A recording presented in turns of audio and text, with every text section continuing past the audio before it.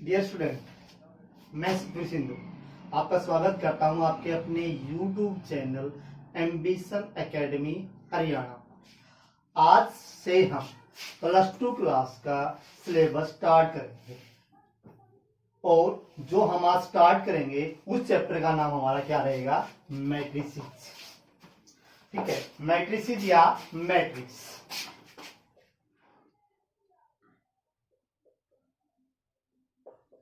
जो मैट्रिसेस है ना, वो मैट्रिक्स का नाउन है। मैट्रिसेस जब वो मैट्रिक्स का क्या है? नाउन है। जो सबसे पहले मैट्रिक्स का यूज हमने किया, यानी कि जो मैट्रिक्स हमने इजाद की थी किस काम के लिए, वो पहले हमने किस काम के लिए मैट्रिक्स इजाद की थी? इक्वेशन सोल्व करने के लिए। इक्वेशन भी कैसी? Linear equation. यानी कि जो मैट्रिक्स हमने यूज की सबसे पहले, वो हम किस काम के लिए करते थे? मैट्रिक्स को यूज हम लीनियर इक्वेशन को सॉल्व करने के लिए। यानी कि शुरू में हम खाली लीनियर इक्वेशन जो हमारी होती थी उसको सॉल्व करने के लिए हम किसका यूज करते थे? मैट्रिक्स का यूज करते थे। उसके बाद मैट्रिक्स का यूज हमने किसके अंदर किया? साइंस के अंदर यूज किया हमने इसका। इंजीनियरिंग के अंदर,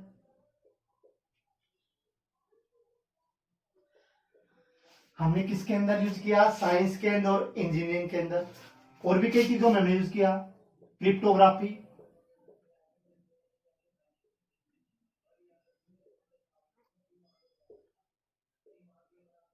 इकोनॉमिक्स,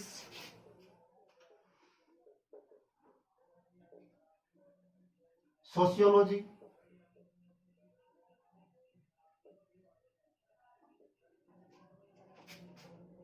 मॉडर्न साइकोलॉजी,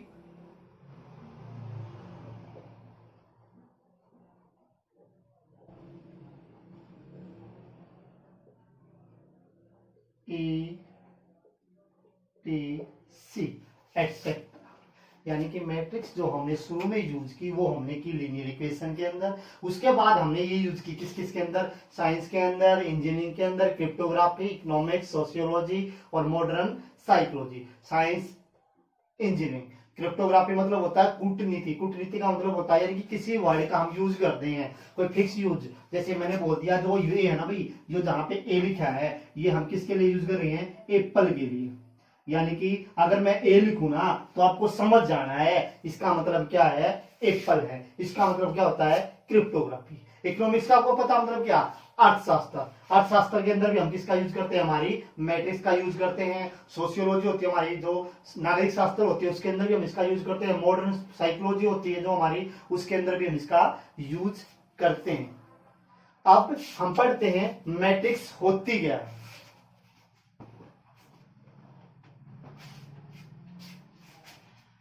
हम डिस्कस क्या करेंगे? मैट्रिक्स की डेफिनेशन। तो मैट्रिक्स देखते हैं क्या।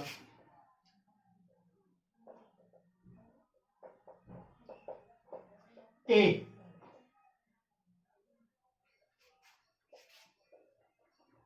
Rectangular arrangement, a rectangular arrangement of number and equation called the matrix। यानी कि कोई भी नंबर हो आपका, कोई भी इक्वेशन हो, उसको हम अरेंज करें किसके अंदर? रेक्टेंगल की शेप में अरेंज करें, उसको हम क्या बोलेंगे? मैट्रिक्स बोलेंगे। यानी कि कोई भी नंबर, एलिमेंट्स आपके हैं या इक्वेशन है, जब आप उसको रेक्टेंगल की शेप में लिख देंगे तो हम उसको क्या बोलेंगे? मैट्रिक्स बोलेंगे। अब हम इसकी नोटेशन के बारे में पढ़ते हैं। इसकी नोटेशन किस तरीके से दिखाई जाती है। तो जो नोटेशन होती है ना मैट्रिक्स की, उसको हम इस तरीके से दिखा सकते हैं, उसको हम इस तरीके से भी दिखा सकते हैं, उसको हम इस तरीके से भी लिख सकते हैं, और उसको हम इस तरीके से भी लिख सकते हैं। यानी कि कोई भी जो मैट्रिक्स है उसके लिए हम इस तरीके की जो टाइप हैं उनका यूज करते हैं। जनरली हम कौन सी नोटेशन का यूज करेंगे, इस नोटेशन का यूज करेंगे हम। वैसे इसके अंदर कोई एलिमेंट लिखे हुए हैं, उसको भी हम मैट्रिक्स बोल सकते हैं, इसको भी मैट्रिक्स बोल सकते हैं, और इसको भी हम क्या बोल सकते हैं, मैट्रिक्स बोल सकते हैं। लेकिन जनरली हम किसका यूज करते हैं, इस बॉक्स का यूज करते हैं, किसको दर्शाने के लिए, मैट्रिक्स को दर्शाने के लिए। अब यह बॉक्स हमने लिख दिया, और जब यह बॉक्स होगा इसको हमेशा हम कैपिटल लेटर के द्वारा डिनोट करेंगे। जैसे ए है, बी है, सी है, डी है, एक्स है, वाई है, जेड है, जो भी आप यूज करोगे वो हमेशा कैसा लेटर होना चाहिए, कैपिटल लेटर होना चाहिए। यानी कि यहाँ पे कैपिटल लेटर है और यहाँ पे ये बॉक्स है, तो हम उसको क्या बोलेंगे, मैट्रिक्स बोलेंगे। अगर कोई कहे ये, अगर हम ये नोटेशन लिख दें, हमने क्या है, निशान या जो बॉक्स है वो तो मैट्रिक्स वाला यूज किया, लेकिन जो एलिमेंट है वो हमने कौन सा यूज कर लिया, स्मॉल एलिमेंट यूज कर लिया। अगर हम स्मॉल एलिमेंट यूज करेंगे तो इसको हम मैट्रिक्स नहीं बोलेंगे। अगर आप इसको मैट्रिक्स बोलना है तो हमें इसको बड़े एलिमेंट के द्वारा ही दर्शाना पड़ेगा, यानी कि कैपिटल लेटर के द्वारा ही हम किसी भी मैट्रिक्स को डिनोट करेंगे। अब हमने क्या लिखा था शुरू में, नंबर एंड इक्वेशन। अरेंजमेंट करनी है किसकी, नंबर की और इक्वेशन की, यानी कि इसके अंदर क्या होगा, कोई ना कोई नंबर होगा। जैसे मैंने नंबर डाल दिया 1 2 3 4 5 6 7 8 और 9। तो ये हमारे किसका काम कर रहे हैं, अब नंबर का। यहाँ पे नंबर की अरेंजमेंट की गई है, किसकी अरेंजमेंट की गई है, नंबर की अरेंजमेंट की गई है। इस वजह से इसको हम क्या बोलेंगे, मैट्रिक्स बोलेंगे। और जिसको डिनोट किया गया वो भी किसके द्वारा डिनोट किया गया है, कैपिटल लेटर के द्वारा डिनोट किया गया है। अब पूरे मैट्रिक्स को तो हम किसके द्वारा डिनोट करेंगे, कैपिटल लेटर के द्वारा डिनोट करेंगे, लेकिन जो अंदर वाले एलिमेंट होंगे वो हमेशा आप स्मॉल डिजिट या स्मॉल लेटर के द्वारा ही इनको क्या करेंगे, डिनोट करेंगे। यानी कि ये एलिमेंट जो आपने लिखे हैं इसके अंदर, ये सारे के सारे एलिमेंट हम स्मॉल डिजिट के द्वारा डिनोट करते हैं। जैसे ए मैट्रिक्स ली है तो इसको हम, जो पहला एलिमेंट होता है इसको हम क्या मानते हैं A11 1, A12 2, A13 3, A21 4, A23 22 5, A23 6, A31 7, A32 8 और A33 कितना, 9। अब हमने इसको ए से ही डिनोट क्यों किया, हमारी कोशिश रहनी चाहिए अगर हम किसी मैट्रिक्स को ए से डिनोट करें कैपिटल ए के द्वारा, तो अंदर वाले एलिमेंट को हम किसके द्वारा दर्शाएंगे, ए के द्वारा। अगर हमने मैट्रिक्स को बी मानना है तो यहाँ पे हम B11 B12 और B13 मानेंगे। अगर आप इसको सी मानेंगे तो इन जो एलिमेंट है उनको आप सी के अकॉर्डिंग लिखेंगे। अब हमने इसको A11 ही क्यों लिखा, इसको हमने A12 ही क्यों लिखा और इसको हमने A13 ही क्यों लिखा, उसके लिए हम पहले डिस्कस करते हैं क्या, रो और कॉलम। रो और कॉलम, क्योंकि किसी भी मैट्रिक्स के अंदर दो चीजें होती हैं, एक तो रो होती है और एक क्या होती है, हमारी कॉलम होती है। रो किसको बोलते हैं, इस तरीके की जो लाइन होती है, मतलब हॉरिजॉन्टल लाइन।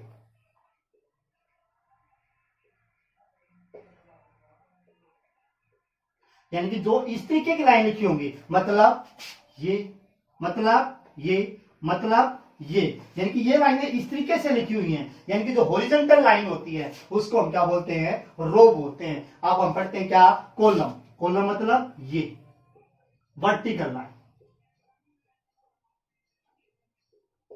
वर्टिकल लाइन, यानी कि इस तरीके की जो ये लाइनें हैं, ये जो लाइनें हैं आपकी, ये क्या कहलाएंगी, आपकी जो इस तरीके की जो लाइनें हैं वो आपकी क्या लाएंगी, रो, और जो आपकी वर्टिकल लाइनें हैं ये आपकी क्या लाएंगी, क्या, कॉलम। अब जो रो है ना, रो, इसको हम स्टैंडर्ड डिजिट एम के द्वारा डिनोट करते हैं, और जो कॉलम है इसको हम स्टैंडर्ड डिजिट एन के द्वारा डिनोट करते हैं। यानी कि कहीं पे एम लिखा हुआ है, अगर मैट्रिक्स की बात कर रखे हैं तो हमने समझ जाना चाहिए कि एम का मतलब क्या रहेगा, आपका रो रहेगा, और कॉलम का मतलब क्या रहेगा, आपका एन रहेगा। अब हम देख रहे हैं ये हमारी कौन सी लाइन है, पहली लाइन है, ये हमारी कौन सी लाइन है, दूसरी लाइन है, ये हमारी कौन सी लाइन है, तीसरी लाइन है। मतलब इसके अंदर कितनी लाइन है, 3 लाइनें हैं। तो अगर इस तरीके की जो लाइनें होंगी वो हमने बताई थी क्या है, रो हैं। तो इस तरीके की लाइनें वो आपकी क्या कहलाएंगी, रो कहलाएंगी। तो अब हमें पता लग गया ये लाइनें कितनी है, 3 हैं। तो इसका मतलब रो की क्वांटिटी कितनी है, 3 है। अब हम कॉलम पढ़ते हैं। कॉलम, कॉलम मतलब वर्टिकल लाइनें। अब वर्टिकल लाइनें भी कितनी है, 3 है।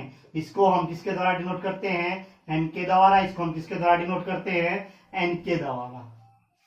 अब हमारा क्वेश्चन था, इसको हमने A11 ही क्यों लिया, इसको हमने A12 ही क्यों लिया, इसको हमने A13 ही क्यों लिया, और इसको हमने A32 ही क्यों लिया। तो जो भी हमारी मैट्रिक्स होती है A इक्वल टू बॉक्स में होता है AIJ, यानी कि जो ये एलिमेंट है वो AIJ के द्वारा डिनोट किए गए हैं। जो हमारी I होती है ना वो हमारी रो को रिप्रेजेंट करती है, और J हमारा होता है वो हमारे कॉलम को रिप्रेजेंट करता है। तो इसका मतलब क्या, हमारा हमने लिखा क्या, A11। तो इसका मतलब I की जगह क्या आ गया, 1, J की जगह भी क्या आ गया, 1। इसका मतलब I का मतलब क्या, रो, J का मतलब क्या, कॉलम, मतलब A11, यानी कि फर्स्ट रो और फर्स्ट कॉलम। अब यहां पे हम जाके देखते हैं तो ये हमारी क्या है, पहली रो है, और ये हमारी क्या है, पहला कॉलम है। इस वजह से इस एलिमेंट को क्या नाम दिया गया है,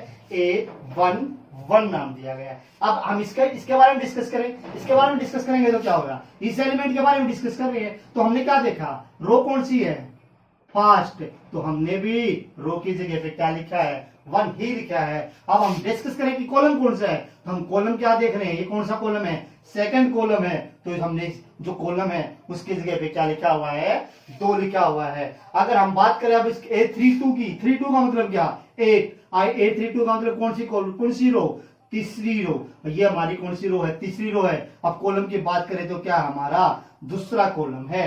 तो इस वजह से हमको इसको हमें A32 इक्वल टू क्या लिख देते हैं, 8 लिख देते हैं। आपको समझ में आ गया होगा A11, A12, A13 और A22, A33 इनको क्यों लिखा जाता है। क्योंकि कोई भी मैट्रिक्स होती है वो हमारी AIJ की फॉर्म के अंदर होती है, और जो हमारी I होती है ना वो हमारी रो कहलाती है, और जो होती है हमारी J है वो हमारी क्या कहलाती है, कॉलम कहलाती है। इस वजह से इनको हम क्या बोलते हैं, 11, 22 या 33 के नाम से डिनोट किया जाता है।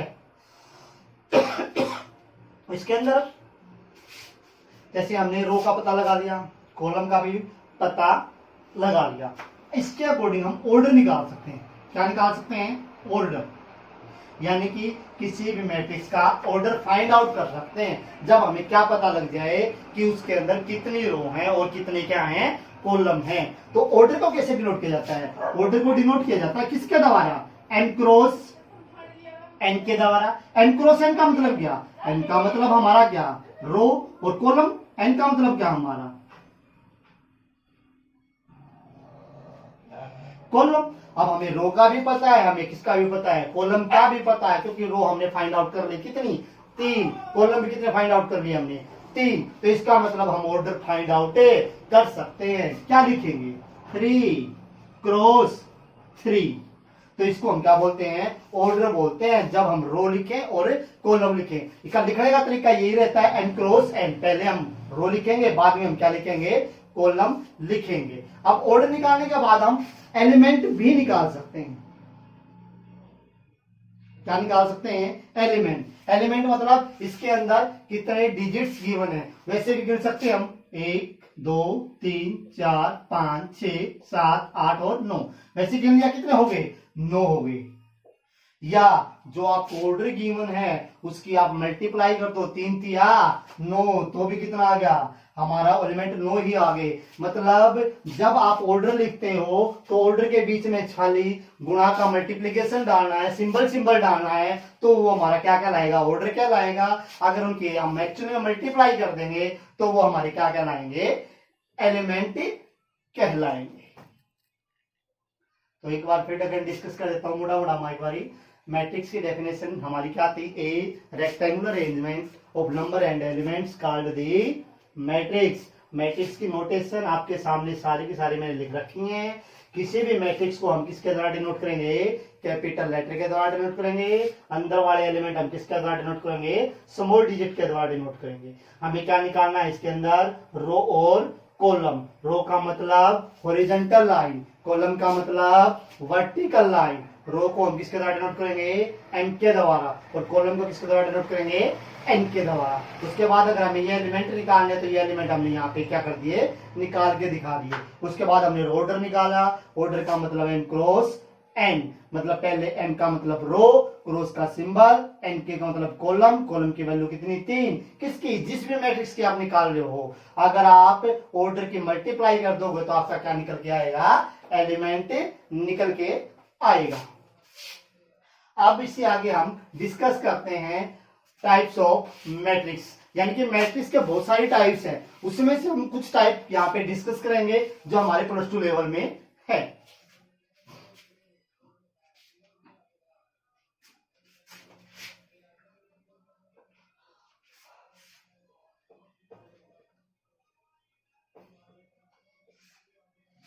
हमने डेफिनेशन में बोला था ए रेक्टेंगुलर अरेंजमेंट, तो सबसे पहले हम पढ़ते हैं rectangular matrix.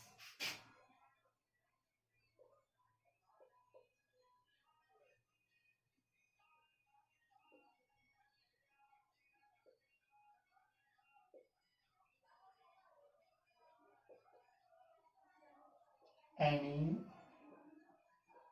n cross n matrix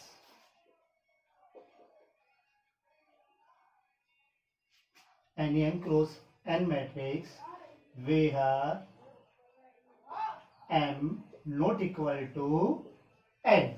कोई भी मैट्रिक्स जिसके अंदर m और n बराबर ना हो। n का हमें पता है क्या, हमारी रो है, और n का पता हमें क्या है, कॉलम है। इसका एक एग्जांपल लेके देखते हैं। जैसे हमने एक ए मैट्रिक्स लिख दी, 1 2 3 4 5 और 6। अब इसके अंदर हम क्या निकालेंगे, m। m का मतलब क्या, रो फाइंड आउट करेंगे। n का मतलब क्या, कॉलम फाइंड आउट करेंगे, और देखेंगे दोनों बराबर है या नहीं है, क्योंकि हमने यहाँ पे क्या लिखा है, does not equal to n, मतलब रो और कॉलम इक्वल नहीं होने चाहिए। तो हमने रो का मतलब क्या बताया था, हॉरिजॉन्टल लाइन। हॉरिजॉन्टल लाइन कितनी है, 1 और 2, तो रो तो कितनी होगी आपके पास, 2 होगी। अब हम क्या निकालते हैं, कॉलम 1 2 और कितने, 3। तो हमने यहाँ पे क्या देखा, जो आपकी रो है वो 2 है, और जो n है मतलब कॉलम वो आपका क्या रहेगा, 3 है। तो इसका मतलब इस तरीके की जो मैट्रिक्स होगी उसको आप क्या बोलोगे, कॉलम रेक्टेंगुलर मैट्रिक्स बोलोगे। एग्जांपल मैंने आपको बता दिया। अब नेक्स्ट जो मैट्रिक्स है उसके बारे में डिस्कस करते हैं, रो मैट्रिक्स।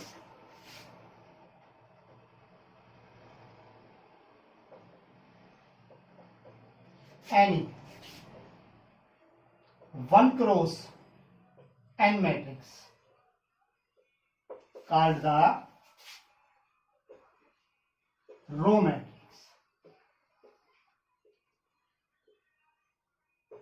क्या लिखा हमने, एनी 1 क्रॉस n, हमने n की जगह पे क्या लिख दिया, 1 लिख दिया, और n का मतलब हमारा क्या था, रो था। यानी कि ऐसी कोई भी मैट्रिक्स जिसके अंदर रो की क्वांटिटी 1 हो और n वो आपका कितना भी हो सकता है, उसको हम क्या बोलेंगे, रो मैट्रिक्स बोलेंगे। एग्जांपल लेंगे तो हम a इक्वल टू क्या लिख दिया हमने, 1 2 3। अब इसके अंदर आप देखोगे तो आपको रो तो कितनी मिल रही है, 1 मिल रही है, और कॉलम कितने हैं अगर इसकी डिस्कस करें तो 1 2 और कितना, 3, 1 क्रॉस 3। यानी कि इस तरीके के जो मैट्रिक्स होगी इसको हम क्या बोलेंगे, रो मैट्रिक्स बोलेंगे। अब नेक्स्ट हम देखते हैं कॉलम मैट्रिक्स। कॉलम मैट्रिक्स, जैसे रो मैट्रिक्स और कॉलम मैट्रिक्स नाम से ही बता रही हैं, ये रो है, ये हमारी क्या है, कॉलम है। जब यहाँ पे रो मैट्रिक्स का डिस्कस किया तो हमने रो की जगह पे कितना लिया, 1 लिया। अब हम कॉलम के बारे में डिस्कस कर रहे हैं तो हम कॉलम की जगह कितना ले लेंगे, 1 ले लेंगे। यानी कि any n cross 1 matrix called the column matrix, example ले तो हम क्या लेंगे 1 2 3। अब हम यहां पे डिस्कस करें रो 1, रो 2, रो 3। सबसे पहले हम रो लिखते हैं, कितनी हो गई 3। अगर हम कॉलम के बारे में डिस्कस करें तो कॉलम हमारे पास कितना है 1 है। तो जिसमें मैट्रिक्स के अंदर रो की क्वांटिटी कितनी भी हो और कॉलम में जो हो हमारे कितने हो 1 हो, ऐसी मैट्रिक्स को हम क्या बोलेंगे कॉलम मैट्रिक्स बोलेंगे। उसके बाद हम पढ़ते हैं स्क्वायर मैट्रिक्स।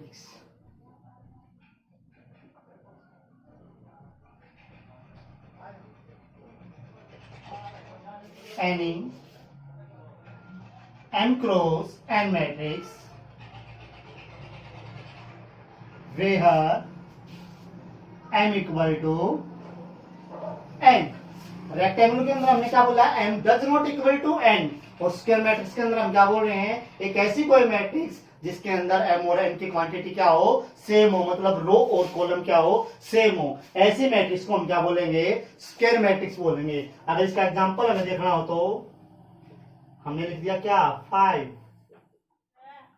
हमने लिख दिया 1 2 3 4, हमने लिख दिया 1 2 3 4 5 6 7 8 और 9।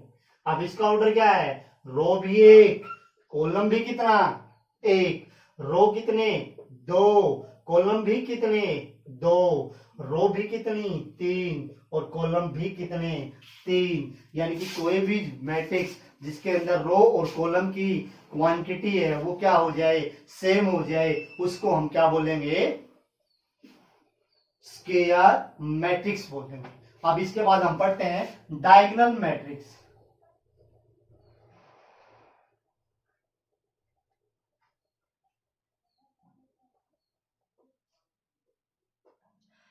Any square matrix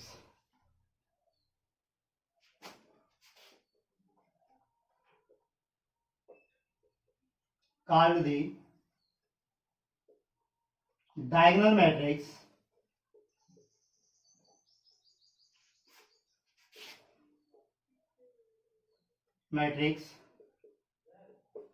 where aij equal to 0 for I not equal to j। यानी कि जो ए आई जे है वो सारे के सारे क्या हो जाएं 0 हो जाएं। कब जब आई की वैल्यू जे के बराबर ना हो। इसका मतलब मैं एक बार थोड़ा बता देता हूं आपको। हमें पता है ये हमारी क्या है, इसको हमने क्या मान लिया ए बी सी और डी, इसको हमने क्या मान लिया रेक्टेंगल मान लिया। क्या मान लिया रेक्टेंगल मान लिया।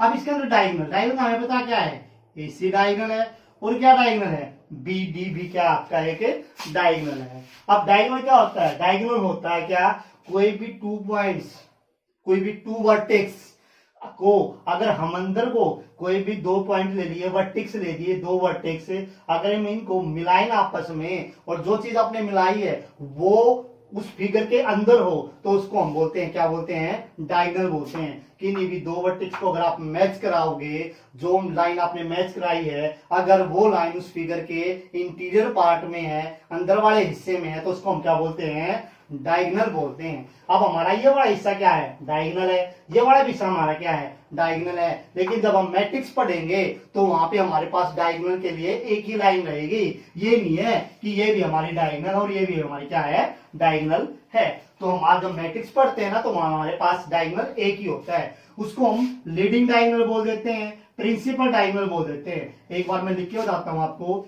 ए इक्वल टू मैट्रिक्स लिख दिया हमने क्या A11 A12 A13 A21 A22 A23 A31 A32 और A33। ये मैट्रिक्स हमने लिखी क्योंकि हमने बोला था कोई भी अगर हम मैट्रिक्स को ऐसे डिनोट करेंगे तो अंदर वाले एलिमेंट को हम स्मॉल डिजिट के द्वारा डिनोट करेंगे। और मैंने बता दिया था जो पहला एलिमेंट है आपका वो A11 क्यों होता है, सेकंड एलिमेंट को हम A12 क्यों बोलते हैं और थर्ड एलिमेंट को हम A13 क्यों बोलते हैं, ये चीजें आपको समझ में आ गई होंगी। अब यहाँ पे हमें लीडिंग डायगोनल निकालने हैं। क्या निकालना है, leading diagonal. Leading diagonal means होता क्या है, जहां पे I की और J की वैल्यू क्या हो, बराबर हो। तो लीडिंग डायगोनल हमारे क्या रहेंगे, A11 और A22 और क्या A33, क्योंकि हम यहाँ पे देख पा रहे हैं यहाँ पे I की वैल्यू और J की वैल्यू क्या है, सेम है। यहाँ भी I की वैल्यू और J की वैल्यू क्या है, सेम है। यहाँ भी I की और J की वैल्यू क्या है, सेम है। तो इसका मतलब इनको क्या बोलेंगे, लीडिंग डायगोनल बोलेंगे, या इसको हम क्या बोलेंगे, प्रिंसिपल डायगोनल बोलेंगे। यानी कि ये लाइन है ना हमारी क्या कहलाएगी, यहाँ पे डायगोनल कहलाएगी। हम इसको डायगोनल नहीं बोल सकते। क्यों नहीं बोल सकते, क्योंकि यहाँ पे I की और जो J की वैल्यू वो सेम नहीं है। अगर इसी को हम क्या बोले, रेक्टेंगल बोले, तो हम इसको भी डायगोनल बोलते हैं और हम इसको भी डायगोनल बोलते हैं। लेकिन जब हम मैट्रिक्स की बात करते हैं तो खाली जहां पे I और J की वैल्यू सेम रहेगी उसको हम क्या बोलेंगे, लीडिंग डायगोनल या प्रिंसिपल डायगोनल या डायगोनल एलिमेंट बोलेंगे। तो यहाँ पे हम क्या पढ़ रहे हैं, डायगोनल मैट्रिक्स। और जब हम डायगोनल मैट्रिक्स की बात करेंगे तो डायगोनल हमारा क्या है, ये हमारा डायगोनल है। हम इसके बारे में बात कर रहे हैं। हमने मैट्रिक्स में क्या लिखा है, एनी स्क्वायर मैट्रिक्स, कोई भी square matrix. Square matrix means जिसका ऑर्डर क्या हो, सेम हो, 1 क्रॉस 1, 2 क्रॉस 2, 3 क्रॉस 3, 4 क्रॉस 4, यानी कि कोई भी स्क्वायर मैट्रिक्स जिसका ऑर्डर सेम हो। जैसे हमने ये भी लिखी है किस ऑर्डर की, 3 क्रॉस 3 ऑर्डर की हमने क्या लिख दी है, मैट्रिक्स लिख दी। कार्ड द डायगोनल मैट्रिक्स, वो डायगोनल मैट्रिक्स कहलाएगी कब, वेयर aij इक्वल टू आई और क्या हो, aij क्या हो, 0 हो। कब, फॉर किसके लिए, i not equal to j, i not equal to j, जहां पे आई की वैल्यू किसके बराबर ना हो, जे के बराबर ना हो, वो सारे के सारे एलिमेंट क्या कहलाएंगे, 0 कहलाएंगे।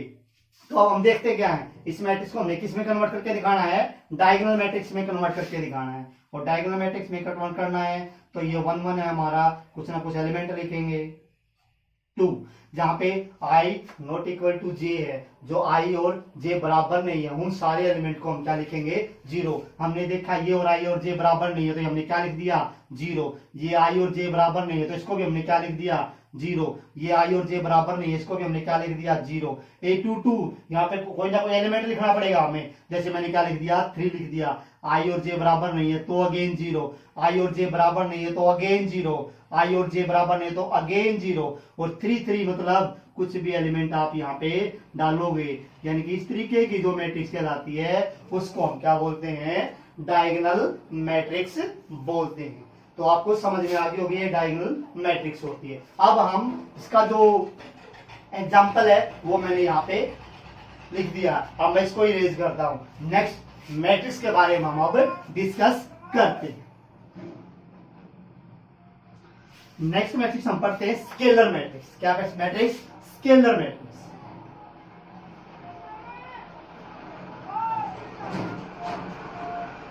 स्केलर मैट्रिक्स के लिए हम क्या लिखेंगे, a diagonal matrix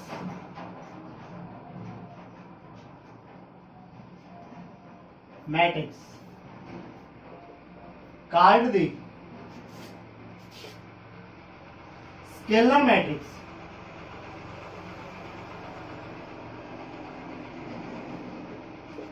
when all diagonal elements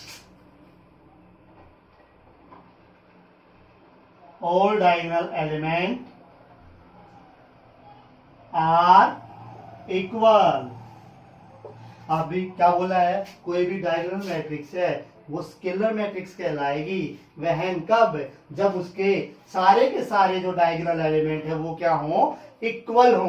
हमने डायगोनल मैट्रिक्स अभी पढ़ी थी, अब उसके बारे में उससे हम क्या निकालते हैं, स्केलर मैट्रिक्स निकालते हैं। हमने अभी लिखा था 2 0 0 0 3 0 और 0 0 और क्या लिखा था हमने, 5 लिखा था।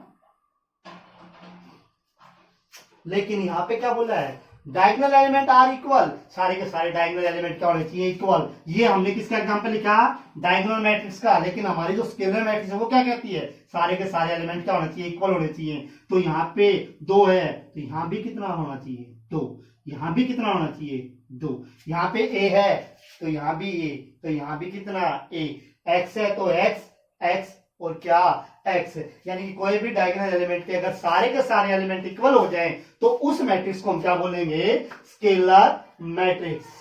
नेक्स्ट मैट्रिक्स देखते हैं, unit matrix.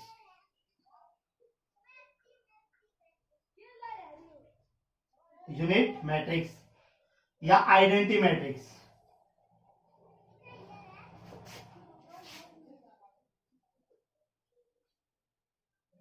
Identity matrix important matrix है, हमारे सम में भी बहुत बार यूज होती है यूनिट मैट्रिक्स या identity matrix.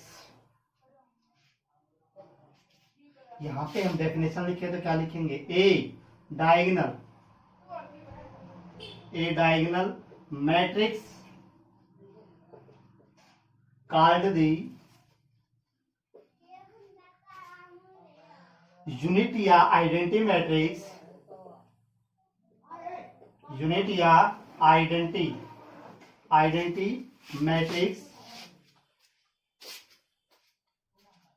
when all diagonal element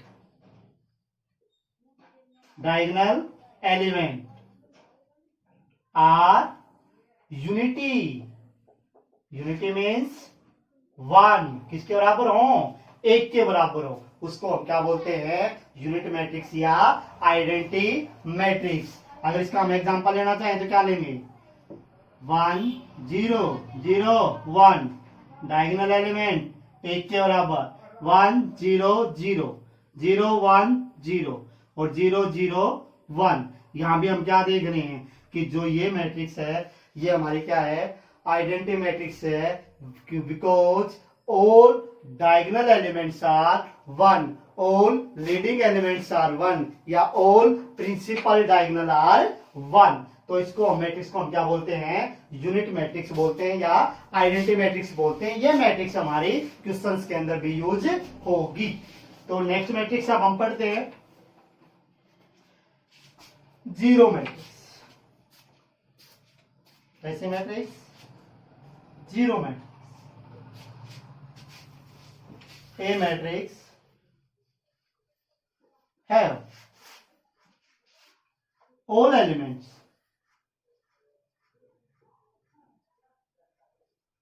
are zero, यानी कि कोई भी मैट्रिक्स जिसके अंदर सारे के सारे एलिमेंट क्या हो, जीरो हो, उसको हम क्या बोलेंगे, जीरो मैट्रिक्स। एग्जाम्पल दिस या इससे आगे आप कुछ भी लिखोगे वो सारी की सारी मैट्रिक्स क्या कहलाएंगी, हमारी जीरो मैट्रिक्स कहलाएंगी।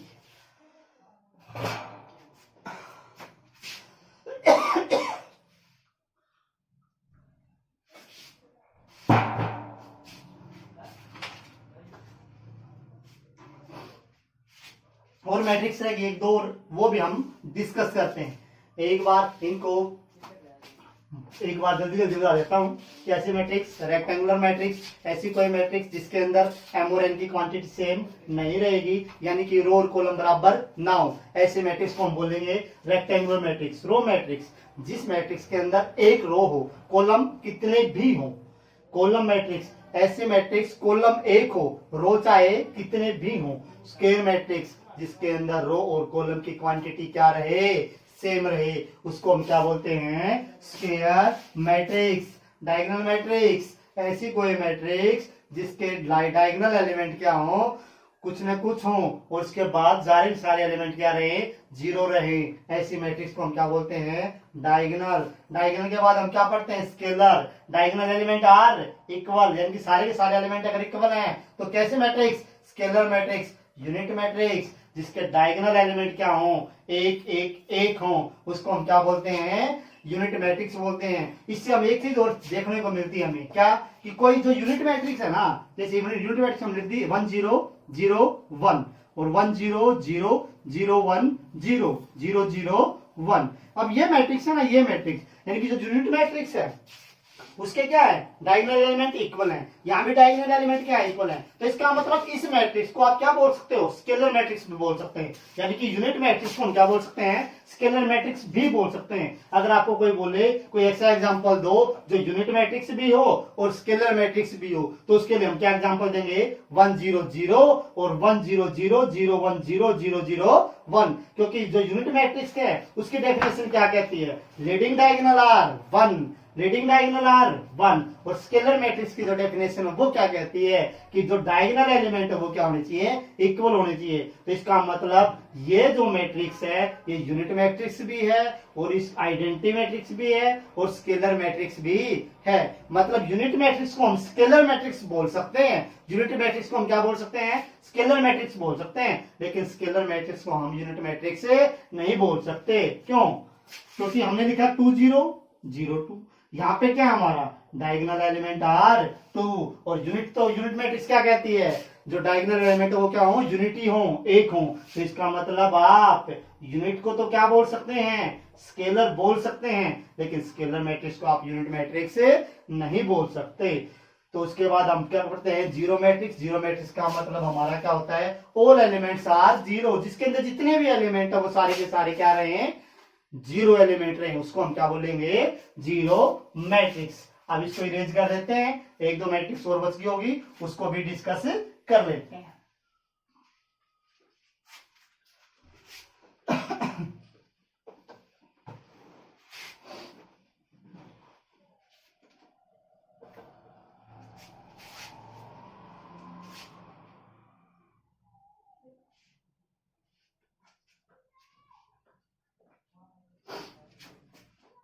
एक होती है हमारी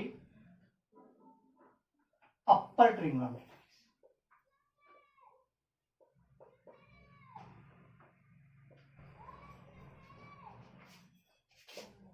अपर ट्रिंगुलर मैट्रिक्स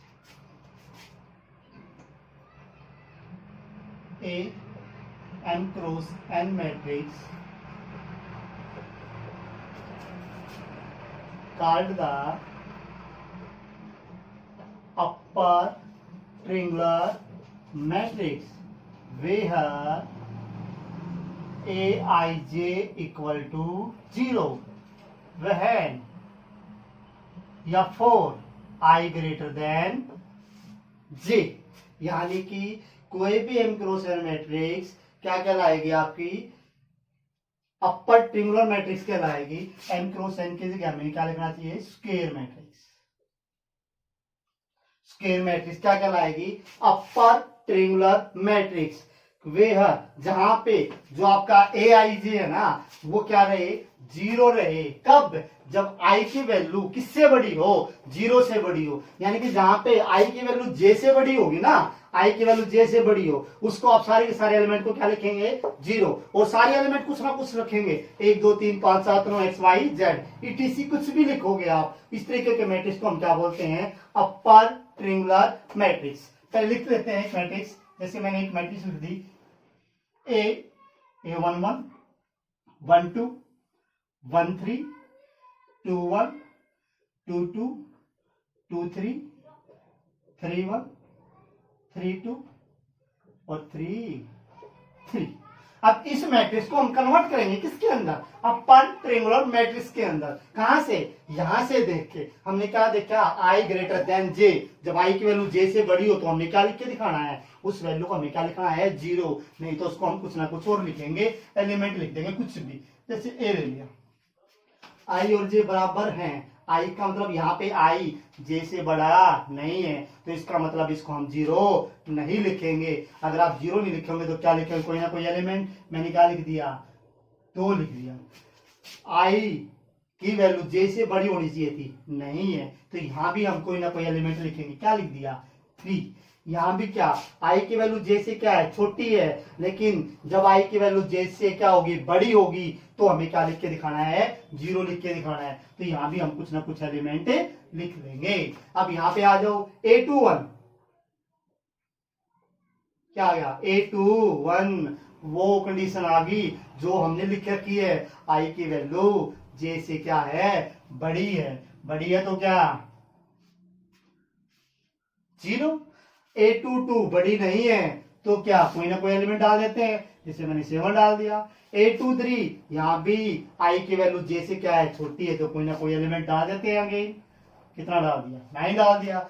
आई की वैल्यू J से बड़ी, आई की वैल्यू J से बड़ी और आई की वैल्यू J से बराबर, मतलब अब इन दो एलिमेंट को हमने क्या लिखना पड़ेगा, 0 और कितना 0। लेकिन ये तो बराबर नहीं है, तो इसका मतलब यहां भी आप कोई ना कोई एलिमेंट डाल सकते हैं। वो एलिमेंट आप कुछ भी डाले तो इसका मतलब ये जो मैट्रिक्स है आपकी, ये क्या कहलाती है, आपकी अपर ट्रिंगुलर मैट्रिक्स। ऐसे भी आप देख सकते हैं, ये हमारा क्या बन गई,